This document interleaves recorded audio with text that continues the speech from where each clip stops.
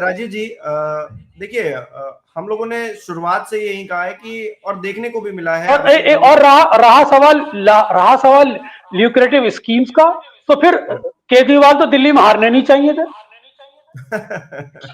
हाँ, सही बात है। राजीव जी, आप कुछ कह रहे थे इसी बारे में। जी, मैं ये कह रहा था कि देखिए, गुजरात में जिस हिसाब से 2002 के बाद से इलेक्शन लड़ा गया, आप सिस्टमैटिकली देखेंगे वहां पे काउंटिंग के दिन क्या होता है। काउंटिंग के दिन शुरू के 2 घंटे 3 घंटे के अंदर में बीजेपी इतनी लीड दिखा देते हैं कि अपोजिशन पार्टी जो है, कांग्रेस या जो भी अपोजिशन वहां पे, आम आदमी पार्टी, उनके लोगों का मनोबल गिर जाता है। और वही सेम चीज मैं हर जगह वही पैटर्न देख रहा हूं 2014 के बाद से।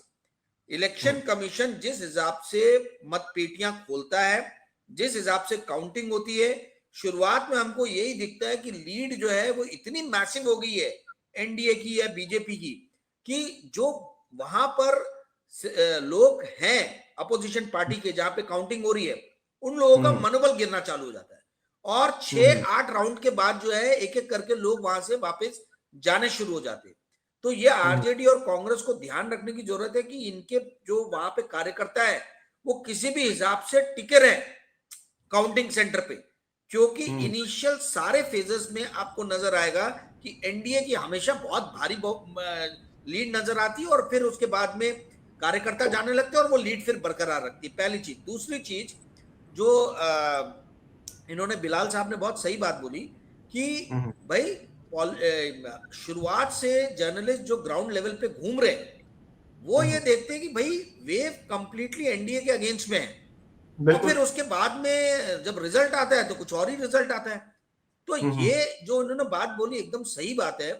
जो ग्राउंड लेवल पे घूम के आदमी ऑब्जर्व कर रहा है, देख रहा है, पता कर रहा है, उस चीज से हटने की या उस चीज से अपना रास्ता बदलने की जरूरत नहीं है। परंतु जो बात मैंने एक पहले कही कि इलेक्शन के पहले ही सारी पार्टियों को बैठ के ये डिस्कस करने की जरूरत है कि आप इंसेंटिव स्कीम्स इलेक्शन के 9 महीने पहले आप नहीं अनाउंस करेंगे। 9 महीने बाद, मतलब इलेक्शन का जो एक टाइम रहता है, उसके 9 महीने पहले जो करना कर लीजिए, उसके बाद जो है आप नहीं करने वाले। क्योंकि ये स्कीम्स का ही बहाना लेके जितनी भी रिगिंग होती है उन सबको छुपाया जाता है कि जनता लालची है, जनता ने पैसे ले लिए और जनता ने वोट डाल दिया, और ये बोला जाए कि भाई जनता जो है वो तो इंसेंटिव्स के लिए रिएक्ट करती है। ठीक है।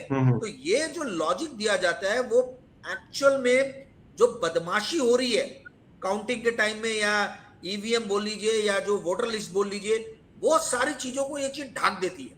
तो अपोजिशन पार्टी के लीडर्स को ये बैठ के सोचने की जरूरत है कि हम इंसेंटिव स्कीम जो है वो इलेक्शन के 6 महीने 9 महीने पहले किसी भी हाल में जो है वो अनाउंस नहीं करने दे, क्योंकि ये स्टेट एक्सचेकर को खाली करता है। अगर ये एनडीए की सरकार के बदले यूपीए की भी आती है, कांग्रेस आती है, आरजेडी आती है, तो स्टेट एक्सचेकर अगर खजाना खाली रहेगा तो कैसे चलाएंगे सरकार। तो ये चीज को जो है ये ध्यान रखना जरूरी है। और तीसरी और आखिरी बात मैं बोलना चाहूंगा, देखिए हिमांशु जी, हमेशा से ये पैटर्न रहा है बीजेपी का कि वो अपने कुछ स्टालवर्ट्स को जो है ना हरा देती है। कुछ जो नामी गिरामी लोग जो रहते हैं, जैसे झारखंड में देखिए अर्जुन मुंडा को हरा देंगे, है ना, उत्तराखंड में होगा तो वहां के सिटिंग चीफ मिनिस्टर को हरा देंगे। तो लोग कहने लगते हैं कि देखो इलेक्शन कितना फ्री एंड फेयर है, अगर इलेक्शन में रिगिंग होती तो ये लोग कभी हारते ही नहीं। ठीक है। तो ये इनका पैटर्न है कि ये अपने 2-4 बड़े लीडर्स को हरवा देते हैं। तो अभी भी वो सिन्हा जी हार जाए डिप्टी सीएम, या और 2-3 बड़े चेहरे हार जाए, तो मुझे कोई उसमें जो है ना आश्चर्य नहीं होगा, क्योंकि यही पैटर्न देखने में आया है कि ये अपने 2-4 स्टालवर्ट्स को हरा देते पर इलेक्शन जीत जाते। सेम चीज महाराष्ट्र में भी हुई, सेम चीज हरियाणा में भी हुई। तो इसमें स्टालवर्ट्स कैसा परफॉर्म कर रहे हैं, इस पे बात करने का कोई अर्थ ही नहीं है, क्योंकि ये पैटर्न दिख रहा है। पहले अमित शाह जी बताएंगे कि हम 160 सीट जीतेंगे, 160 के ±5 रहता है। इतना एक्यूरेट प्रेडिक्शन कैसे कोई कर सकता है? It is next to impossible. जब तक रिगिंग नहीं हो तब तक ये करना मुश्किल है। तो मेरा कहने का अर्थ है कि 2-3 चीजों पे ध्यान देने की जरूरत है। स्टालवर्ट्स कैसा परफॉर्म कर रहे हैं बीजेपी के, इससे कोई अर्थ नहीं है, क्योंकि ये इनकी स्ट्रैटेजी रहती है कि अपने स्टालवर्ट्स को कुछ हरा दो पर इलेक्शन जीत लो। जो कहा जाता है डिफेंस में, जो आर्मी में, जो टेक्टिकल वॉरफेयर में कहा जाता है कि भैया आप छोटी छोटी लड़ाई को हारो बड़े युद्ध को जीतने के लिए। तो वही चीज जो है, वही स्ट्रैटेजी जो है वो यहाँ अपनाई जा रही है। हिमांशु जी मुझे निकलना है, thanks a lot for giving me time. हम लोग संजीव जी देखिए हमारे साथ जुड़ गए, संजीव जी भी हमारे साथ जुड़ गए। संजीव जी, अभी तक के जो नतीजे आए हैं 115 एनडीए और महागठबंधन 100, अन्य पर 4 हैं, तो इसको किस तरह से आप देख रहे हैं? क्या प्रेडिक्शन है आपकी, क्या होने जा रहा है या फिर क्या हो रहा है इस वक्त? संजीव जी।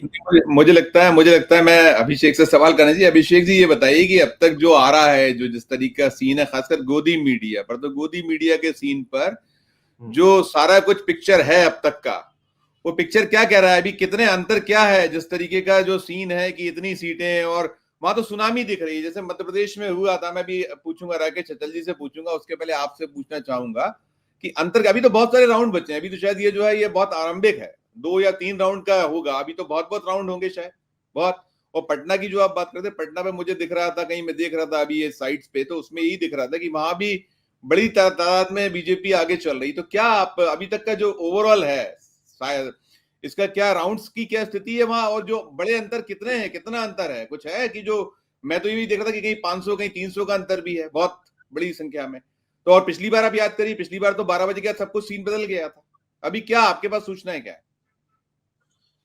नहीं देखिए, अब सहान परवेज साहब आरजेडी के प्रवक्ता हैं, मौजूद है यहाँ। मैं उनकी आधी बात से सहमत हूं और आधी बात से सहमत नहीं हूं। आधी बात जो उन्होंने कही है कि अभी आंकड़े बदलेंगे, बिल्कुल सही है, आंकड़े बदलेंगे कि क्योंकि लगातार जो इलेक्शन कमीशन की वेबसाइट है उनको देख रहा हूं मैं, ज्यादा कई सीटें ऐसी हैं जहां बहुत कम अंतर के वोटों से आगे पीछे का मामला चल रहा है। जैसे विजय सिन्हा की सीट है, 1000 से कुछ वोटों के अंतर से तारापुर की विधानसभा सीट, जहां से डिप्टी सीएम सम्राट चौधरी हैं, वो लीड कर रहे हैं। तो खेसारी लाल यादव छपरा की विधानसभा सीट से बहुत कम वोटों के अंतर से आगे पीछे हो रहे हैं। तो जाहिर है ये आंकड़े बदलेंगे, लेकिन अब यहां से मुझे इंडिया गठबंधन की वापसी नहीं दिखती है। सीटें चाहे जितनी आए, लेकिन एनडीए की सरकार बिहार में बन रही है, ये बात बिल्कुल तय नजर आ रही है। आरजेडी को या इंडिया गठबंधन को खुश होने का मौका इसलिए भी मिलेगा क्योंकि इंडिया गठबंधन के कई बड़े चेहरे, माफ कीजिएगा, एनडीए गठबंधन के कई बड़े चेहरे चुनाव हार सकते हैं। जैसे बिहार सरकार के मंत्री सुमित कुमार सिंह लगातार पीछे चल रहे हैं, अभी जो मैं देख पा रहा हूं। दोनों डिप्टी सीएम का मामला फंसा हुआ है, वो भी मैं देख पा रहा हूं। तो थोड़ी बहुत खुशी का मौका तो मिलेगा, लेकिन यहां से अब इंडिया गठबंधन की वापसी मुझे नहीं दिख रही है। हाँ, आंकड़ा जो मैं देख पा रहा हूं कि जो तथाकथित गोदी मीडिया के चैनल हैं, वो जो आंकड़े दिखा रहे हैं, 180 190 सीटें दिखा रहे हैं, उसमें थोड़ी कमी आ सकती है, वो थोड़ा ज्यादा मामला हो गया है। और इंडिया गठबंधन की सीटों को 50 या उससे थोड़ा ज्यादा दिखाया जा रहा है। तो ये आंकड़े परिवर्तित होंगे, ये आंकड़े मुझे लगता है कि अगले 1-2 घंटे में बदलेंगे और एनडीए की सीटें घटेंगी, ऐसा मुझे लगता है जी।